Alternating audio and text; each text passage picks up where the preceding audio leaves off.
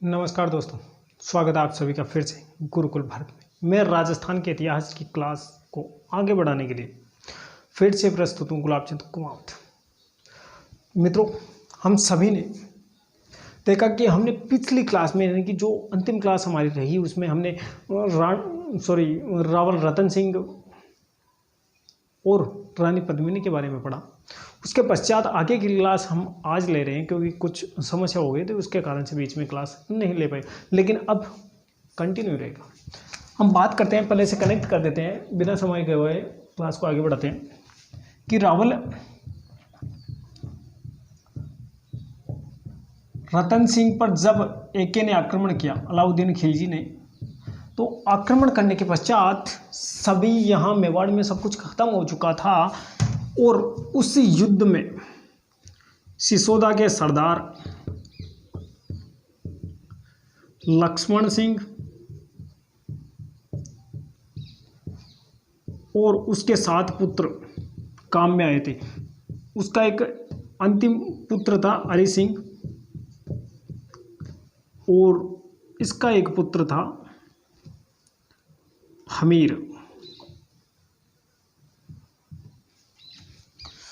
ठीक है, इसके बारे में अपन थोड़ी सी देर बाद में चर्चा करेंगे। एके की बात करते हैं तो एके जब यहाँ मेवाड़ से चला गया तो मेवाड़ में अपने प्रतिनिधि यानी कि खिजर खां अपने पुत्र को छोड़कर गया था, लेकिन 1316 में एके ख़त्म होने के बाद खिजर खान ने पूरा मेवाड़ का भार मूछाला मालदेव को सौंप दिया।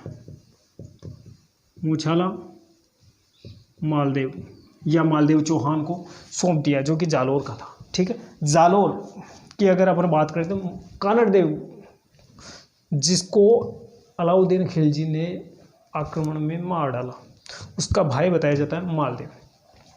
तो ऐसा बताया जाता है कि राणा हमीर की अगर अपन बात करें तो आज की क्लास में हम पहली बात तो राणा हमीर की ही बात करेंगे। राणा हमीर सिसोदिया,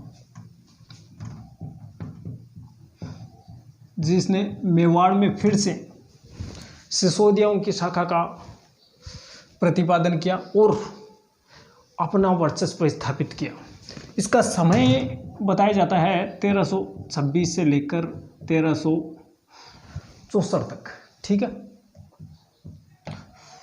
अब अपन बात करते हैं कि राणा हमीर के बारे में अलग अलग मत दिया जाता है। जैसे कि ओझा डॉक्टर गौरीशंकर हीराचंद ओझा ने ऐसा बताया है कि मालदेव का पुत्र जो जैसा था, जैसा चौहान,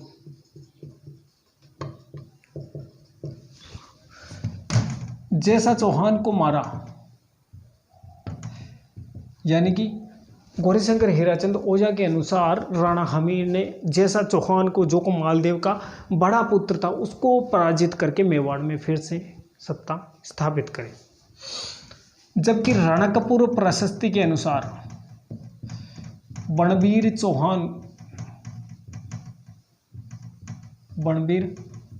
चौहान को परास्त करना बताया गया। ठीक है, अब बात करते हैं राणा हमीर की, जिसके पिता का नाम हरि सिंह और जिसके दादाश्री का नाम लक्ष्मण सिंह था। ठीक है, राणा हमीर सिंह सिसोदिया के बारे में ऐसा बताया जाता है कि इसके शासनकाल में दिल्ली में मोहम्मद बिन तुगलक का शासन हुआ करता था और मोहम्मद बिन तुगलक ने कई बार ऐसे असफल आक्रमण किए, जिसमें से एक सिंघोली का युद्ध बताया जाता है। सिंघोली का युद्ध बताया जाता है, सिंघोली युद्ध, इसकी एक्चुअल डेट नहीं मिलती है, लेकिन इसमें राणा हमीर की विजय हुई थी और मोहम्मद बिन तुगलक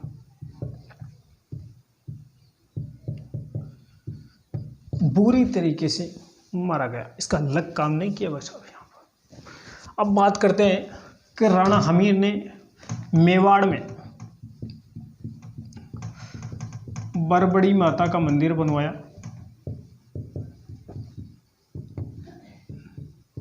ठीक है, और इसी के चलते अगर अपन बात करें राणा हमीर सिंह सिसोदिया की, तो राणा हमीर के बारे में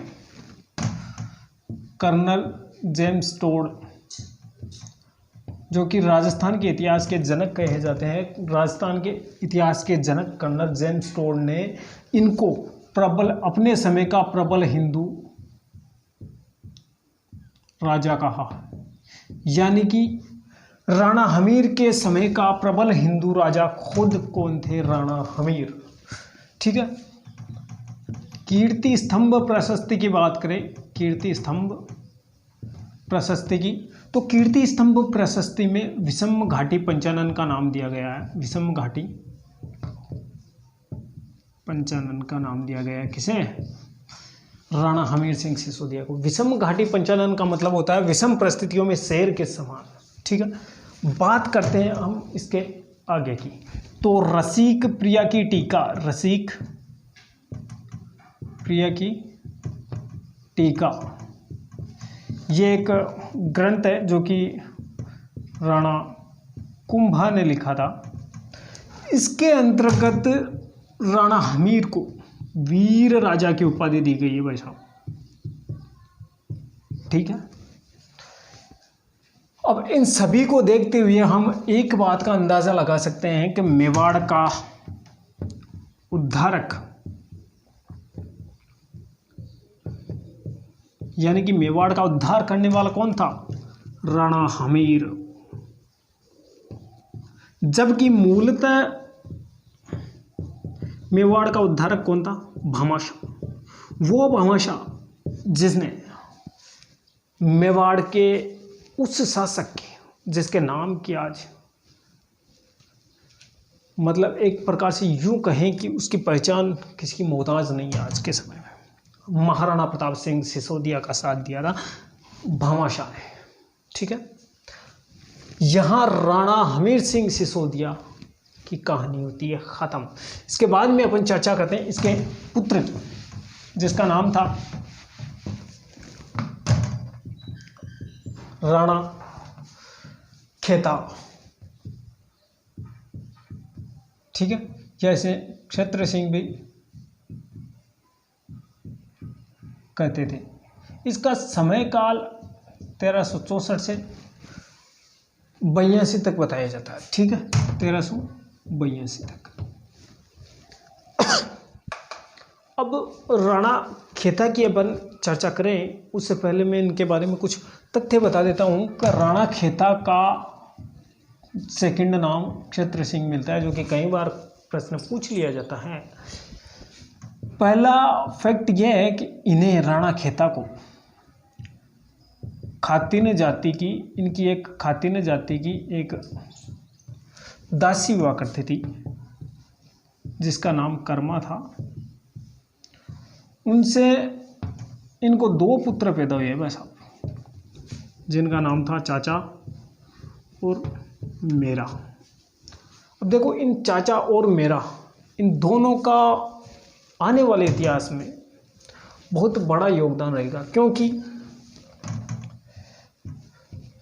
खेता का एक पोता हुआ जिसका नाम था मोकल, राणा मोकल। इस मोकल की चाचा और मेरा नहीं, यानी कि ये इसके चाचा हुए दोनों।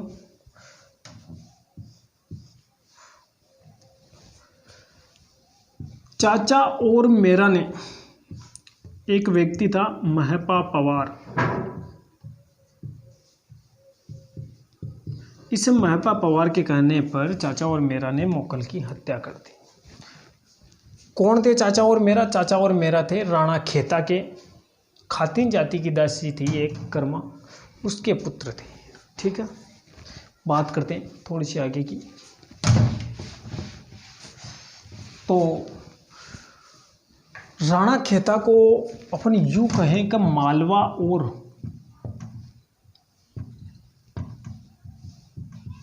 मेवाड़ के संघर्ष का सूत्रपात करने वाला भी कहते हैं। ठीक है। यानी कि मालवा का एक शासक हुआ करता था जिसका नाम था दिलावर खान गोरी। दिलावर खान गोरी। उस दिलावर खान गोरी को राणा खेता ने इतना पीटा भाई साहब, इतना पीटा कि उसके पूछो मत क्या क्या हुआ। कहने का सीधा अर्थ ये हुआ कि मालवा और मेवाड़ में संघर्ष प्रारंभ हो गया। प्रश्न पूछा जा सकता है कि मालवा और मेवाड़ संघर्ष का सूत्रपात किसने करवाया? राणा खेता ने, ठीक है।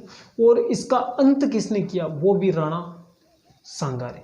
यह भी क्वेश्चन पूछ लिया जाता है, ठीक है। अब इस समय राणा खेता ने कई ऐसे क्षेत्रों को जीता जिनका नाम है अजमेर, दूसरा जहाजपुर, तीसरा भीलवाड़ा और चौथा छप्पन का मैदान।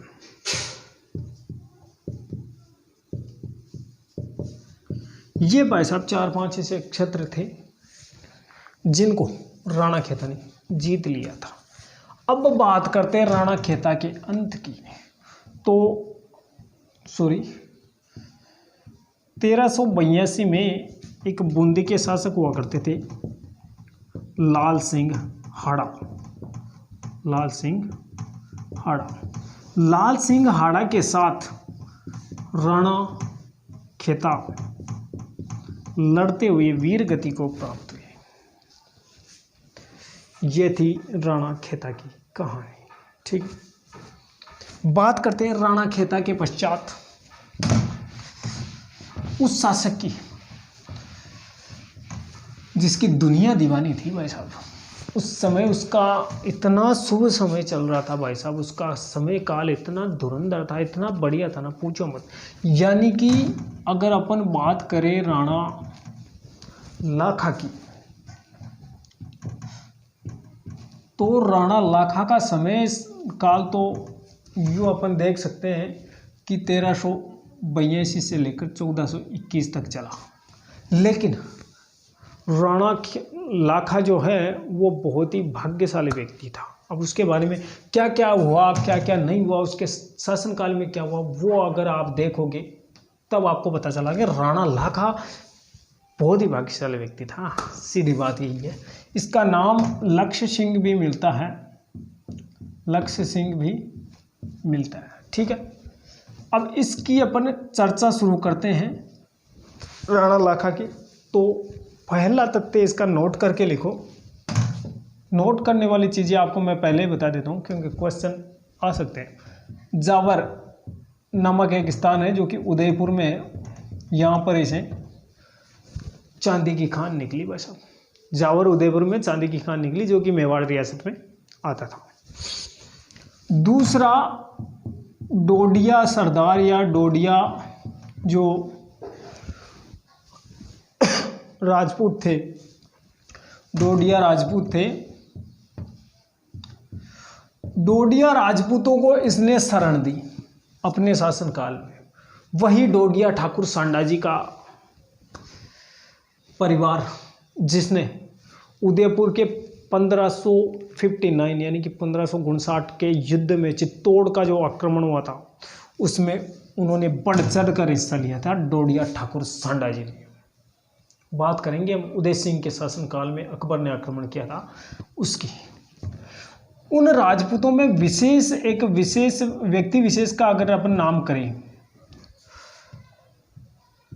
व्यक्ति विशेष का नाम लेवें, व्यक्ति विशेष का, तो इसमें आता है वो व्यक्ति जिसका नाम था, जिसे मसूदा की जागीर दी गई थी और धवल नाम का व्यक्ति था भाई साहब, धवल डोडिया, जिसे मसूदा की जागीर देकर राणा लाखा ने अपना जागीरदार बनाया, ठीक है। तीसरा नोट करके लिखो, इसके शासनकाल में इसके जो दरबार था, इसका दरबार था, दरबार में दो ऐसे संस्कृत के विद्वान रहा करते थे भाई साहब, संस्कृत के विद्वान जिनका नाम था धनेश्वर भट्ट और ज्योतिंग भट्ट। ये तो थी नोट करने की बात, ठीक है। अब बात करते हैं इसके आगे की, इसकी पूरी कहानी की। तो क्या हुआ क्या नहीं हुआ। इसी के शासनकाल में ऐसा बताया जाता है कि इसका जो गढ़ था, राणा लाखा का जो गढ़ था, उसके पीछे एक खालिस्तान पड़ा था। उस खालिस्तान में एक सीढ़ीमार बंजारा आया था जिसका नाम था पिच्छू। पिच्छू नामक एक बंजारा आया अपनी फैमिली के साथ, लेकिन वो अपने बैलों को पानी नहीं पिला सका वहाँ रहते हुए, क्योंकि पानी की कमी थी। तो उस पानी की कमी के कारण उस पिच्छू नामक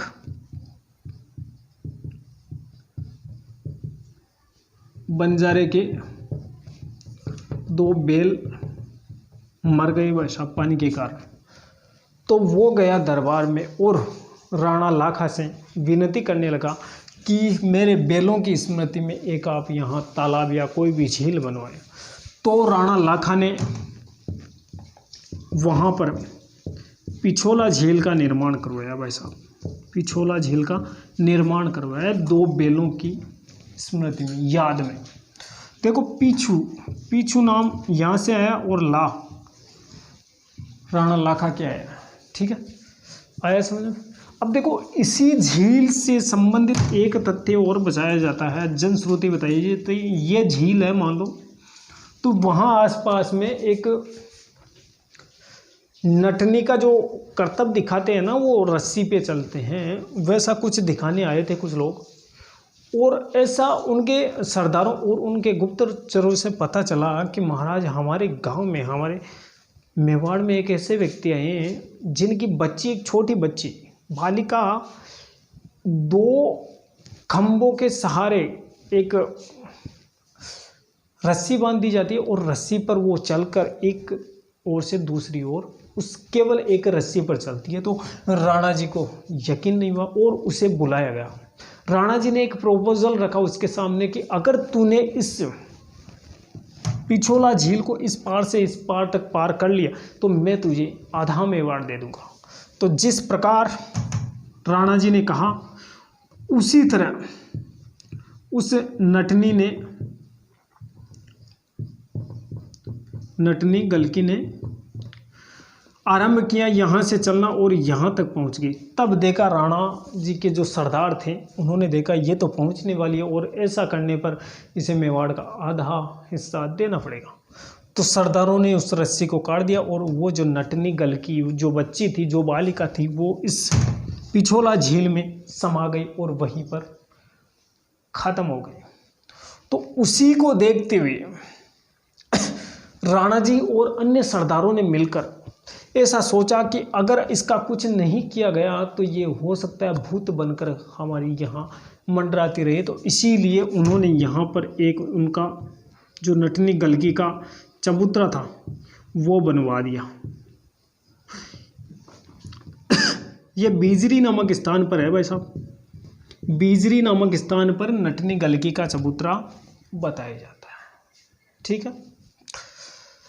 ये थी एक जनश्रुति। इसके बाद में अपन बात करते हैं राणा जी के विवाह की, जिसका मुझे खुद को इतना बेसब्री से इंतजार था, क्योंकि राणा जी का विवाह उस स्थिति में हुआ जिस स्थिति में लोग विवाह करने का सोच भी नहीं सकते। कहने का सीधा अर्थ ये था कि अगर अपन बात करें मारवाड़ की, तो मारवाड़ का एक शासक हुआ करता था राव चुंडा। राव चूड़ा की पत्नी थी किशोरी देवी भाई साहब, किशोरी देवी। अब किशोरी देवी कौन थी और कहाँ से थी, उसकी चर्चा अपन थोड़ी सी कर लेते हैं। किशोरी देवी थी प्रतिहारों की राजकुमारी और वो थे मंडोर के। लेकिन मंडोर पर तुर्कों का आधिपत्य हो गया था और उस तुर्कों के आधिपत्य को राव चूड़ा और प्रतिहारों ने मिलकर इनको यहाँ से खदेड़ दिया। यानी कि राव चूड़ा ने प्रतिहारों का साथ दिया मंडोर से तुर्कों को खदेड़ने में। जैसे ही मंडोर से तुर्कों को खदेड़ दिया तो प्रतिहारों ने खुश होकर अपनी राजकुमारी किशोरी देवी का विवाह कर दिया राव चूड़ा से और मंडोर दे दिया दहेज में। ठीक है, मंडोर तीसरी राजधानी बनी भाई साहब।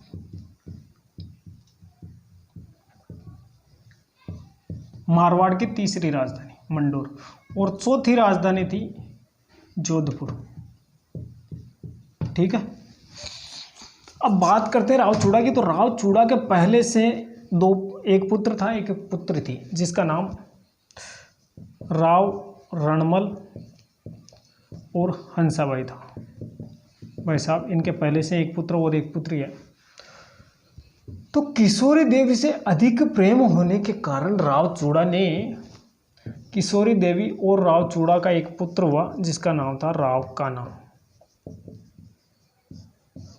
देखो राव चूड़ा ने घणो प्रेम हो किशोरी देवी में, तो किशोरी देवी का चक्कर में का प्रेम प्रसंग का चक्रा के मायने राव चूड़ा हो जो को राव कान्हा जो को छोटो पुत्र हो आको बिन राज्य को कार्यभार दे दियो, और बड़ो पुत्र हो राव रणमल बिन निकाल दियो घर बार, देश निकाला दे दिया उसे।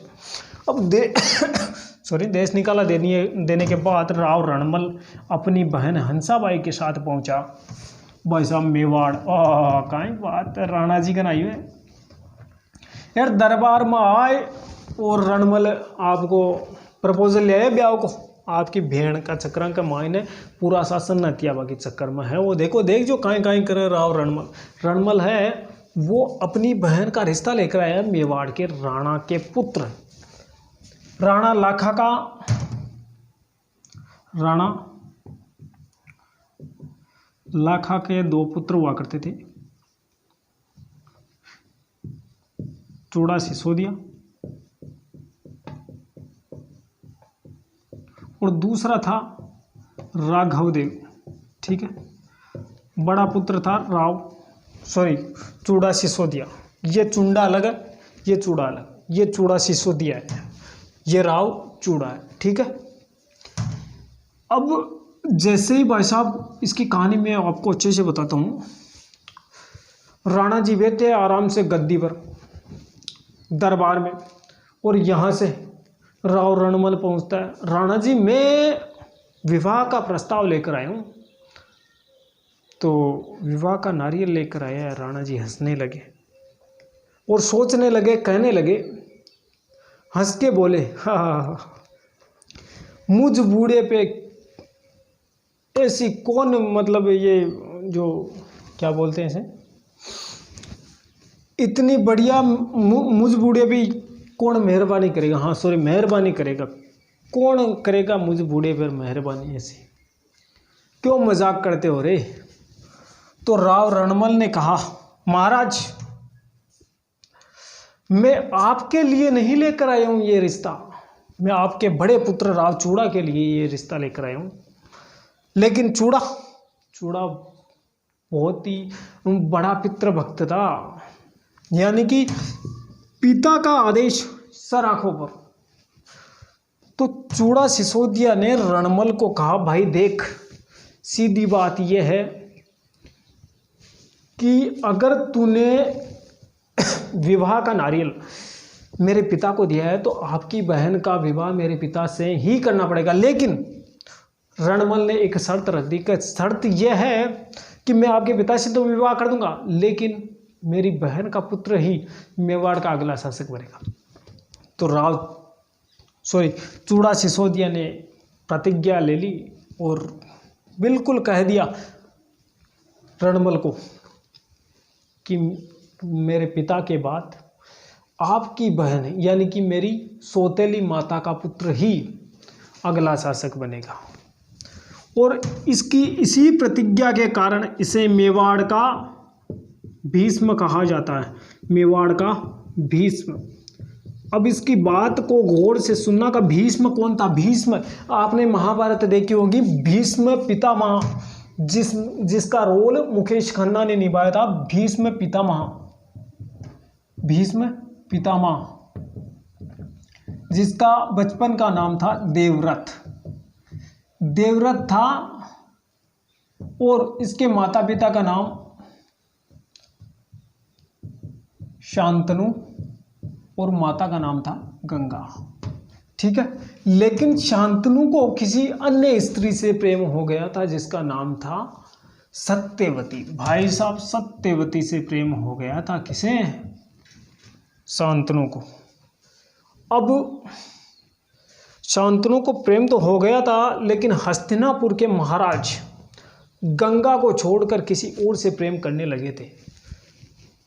तो अब विवाह भी करना चाहते थे, लेकिन शांतनु के सामने सत्यवती के पिता ने शर्त रख दी कि अगला जो शासक होगा वो शांतनु का पिता, शांतनु और सत्यवती का पुत्र होगा।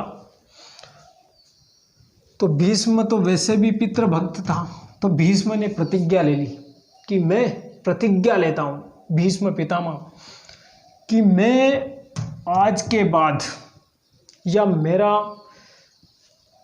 मेरे पिता के राज्य पर अब कोई अधिकार नहीं है। इसी प्रकार जिस प्रकार चूड़ा सिसोदिया ने ली थी, उसी प्रकार भीष्म पितामह ने भी ली थी प्रतिज्ञा, और उसी कारण उसे चूड़ा सिसोदिया को मेवाड़ का भीष्म कहा गया। ठीक है, और उसने मेवाड़ को छोड़ दिया। तो राणा लाखा ने खुश होकर चूड़ा को सलुंबर का ठिकाना दिया। भाई साहब, सलुंबर उदयपुर, यानी कि जो कि मेवाड़ का सबसे बड़ा ठिकाना हुआ करता है सलुंबर, वो ठिकाना दिया चूड़ा को। और इसके वंशज थे वो चुंडावत कहलाए, यानी कि रतन सिंह चुंडावत। वो रतन सिंह चुंडावत जिसकी कहानी आज भी किताबों में पढ़ी जाती है, वो कहानी, यानी कि इसकी एक रानी हुआ करती थी रतन सिंह चुंडावत की। यानी कि अगर अपन बात करें महाराणा प्रताप सिंह सिसोदिया की, तो उसके पुत्र के पुत्र के पुत्र हुआ करते थे राज सिंह। राणा राज सिंह उसका सरदार हुआ करता था रतन सिंह चुंडावत। उसकी एक पत्नी थी हाड़ी रानी सलेह कंवर। उसके बारे में एक छोटी सी कविता बताई जाती है कि चुंडावत मांगे सेना ने सिर काट दे दियो क्षत्राणी, वैसी ही कविता। यानी कि मैं ये बताना चाह रहा हूँ कि वो जो व्यक्ति था वो इसी का वंशज था, चुंडावत था। ठीक है, उसकी कहानी हम पढ़ेंगे, कोई दिक्कत नहीं है, बढ़िया तरीके से कहानी पढ़ेंगे। अब सलुंबर का ठिकानेदार बना दिया चुंडा को, और राणा लाखा और हंसाबाई का विवाह करवा दिया। भाई साहब, हंसाबाई का विवाह करवा दिया। हंसाबाई का विवाह करवाने के उपरांत 14 महीने पश्चात उन्हें एक पुत्र पैदा हुआ जिसका नाम था मोकल।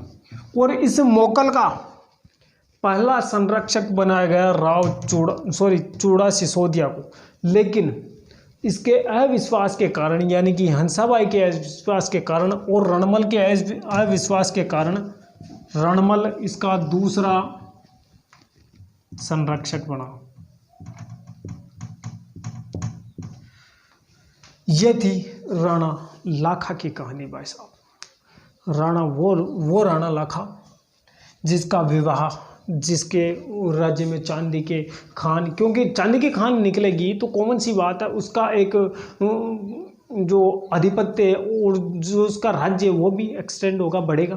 तो उन सभी चीज़ों को देखते हुए राणा लाखा का जो समय काल है वो बहुत ही बढ़िया बताया जाता है। सबसे धुरंधर शासन बताया जाता है राणा लाखा का। इसके बाद में हम अगली क्लास में राणा लाखा के पुत्र मोकल के बारे में चर्चा करेंगे। वही राणा मोकल जिसकी हत्या मैंने आपको पिछले शासक के बारे में बताया था कि चाचा और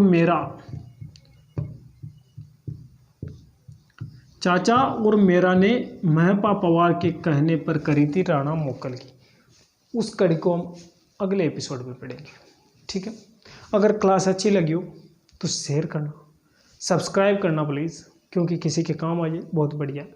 जय हिंद।